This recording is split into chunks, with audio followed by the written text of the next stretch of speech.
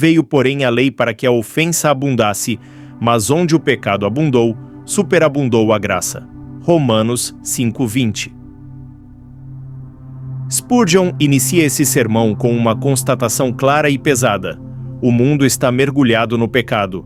Desde a queda de Adão, a raça humana tem caminhado em rebelião contra Deus. E à medida que a lei de Deus foi revelada, o pecado se tornou ainda mais evidente. A luz da lei não apenas expôs a doença da alma humana, ela mostrou sua gravidade, a realidade do pecado. Spurgeon não suaviza a linguagem. Ele descreve o pecado como uma invasão devastadora, como uma enchente que cobre a terra, como uma praga que corrói tudo o que é puro.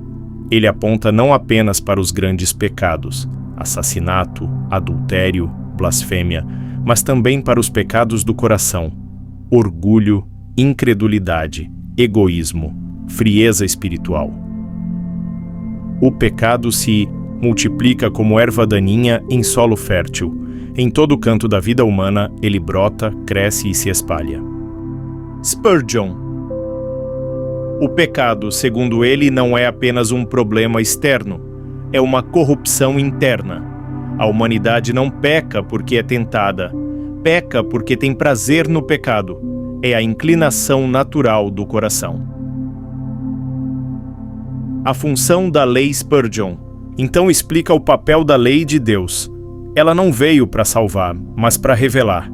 Ela é um espelho que mostra quão sujos estamos, mas que não pode nos limpar. A lei é como uma lanterna numa caverna escura. Ela não traz sujeira, mas revela a imundície que já estava lá. A lei mostra a ofensa. Ela deixa claro o padrão de santidade de Deus e, por consequência, mostra o quão longe estamos desse padrão. Assim, quanto mais clara a lei se torna, mais vemos a abundância do pecado, a desesperança humana.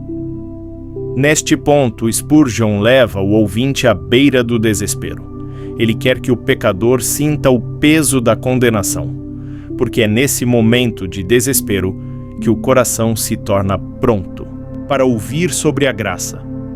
Se você se vê como justo, a graça não é para você.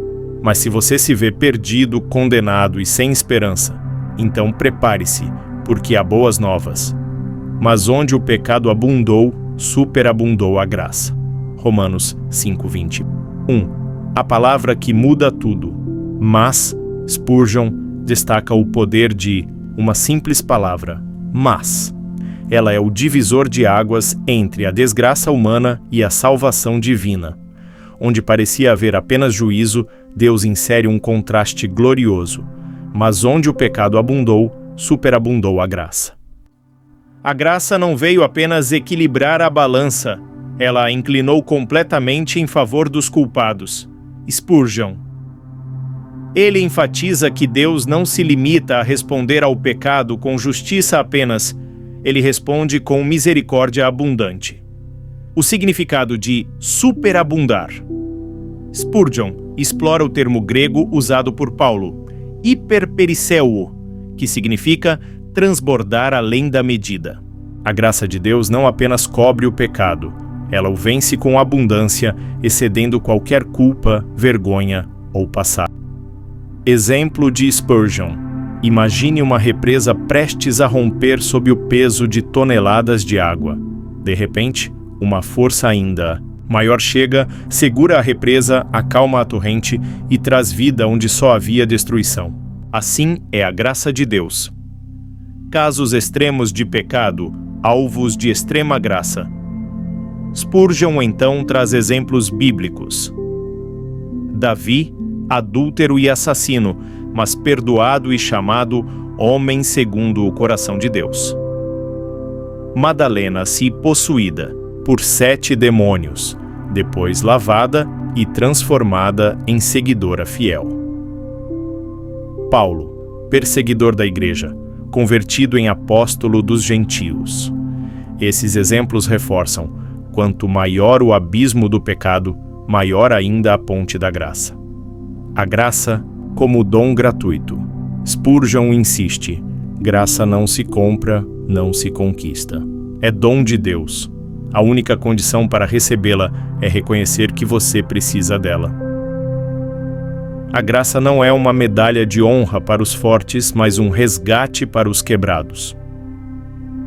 Spurgeon, neste encerramento glorioso, quer que seus ouvintes entendam que a graça não é uma resposta tímida ao pecado. Ela é uma realeza invencível. Ela reina, governa, domina. O pecado pode parecer forte, mas a graça de Deus tem a última palavra. A graça não é uma visitante em nossa casa. Bela é a rainha que toma o trono e transforma tudo ao seu redor. Spurgeon. O pecado construiu impérios, mas a graça vem para derrubá-los e estabelecer o reino de Cristo. O pecado pode escravizar, mas a graça liberta. O pecado fere, mas a graça cura. O pecado condena, mas a graça justifica. A graça triunfa no coração humano. Spurgeon dá ênfase ao milagre, que é a transformação de um coração endurecido pelo pecado. Ele diz que a maior evidência do poder da graça não está apenas no perdão, mas na mudança interior. Um bêbado que agora caminha sóbrio e piedoso. Um blasfemador que agora adora com reverência. Um orgulhoso que agora chora, de joelhos. Um homem perdido que agora prega sobre a salvação. Não há coração tão frio que a graça não possa aquecer. Não há alma tão distante que a graça não possa alcançar. Ele afirma que se Deus salvou o ladrão na cruz em seus últimos suspiros, então não há caso perdido. A graça triunfa mesmo nas horas finais da vida, porque ela é soberana. A graça triunfa sobre a morte e o inferno. Spurgeon amplia a visão. A graça não apenas vence o pecado nesta vida, mas também vence na eternidade.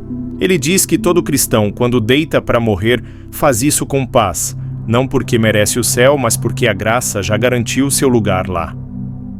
A sepultura não pode conter um filho da graça. O inferno não pode tocar aquele que foi redimido. Por ela, Cristo tomou o cálice da ira para que nós tomássemos o cálice da salvação. Ele vê a cruz como o ponto mais alto do triunfo da graça, onde parecia que o pecado havia vencido. Ali, a vitória da redenção foi selada. A graça triunfa na eternidade futura. Spurgeon nos leva ao céu.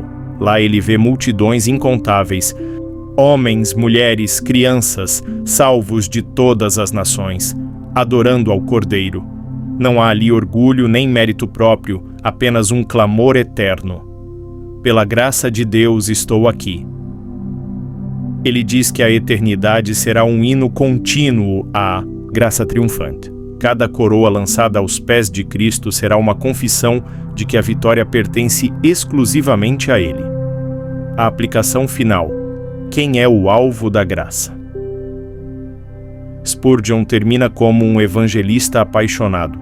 Ele suplica aos pecadores que não resistam à graça. Diz que o diabo vai sussurrar que você foi longe demais, pecou demais, caiu demais, mas a graça sussurra mais alto. Venha como está, eu te lavarei, te amarei, te farei novo. Ó pecador, se a graça venceu tantos outros como você, por que não também a sua alma hoje? Ele clama, não endureça o coração, não tente melhorar para merecer. A graça é para os indignos, ela é para os fracos, para os quebrados, para os que já tentaram de tudo e falharam.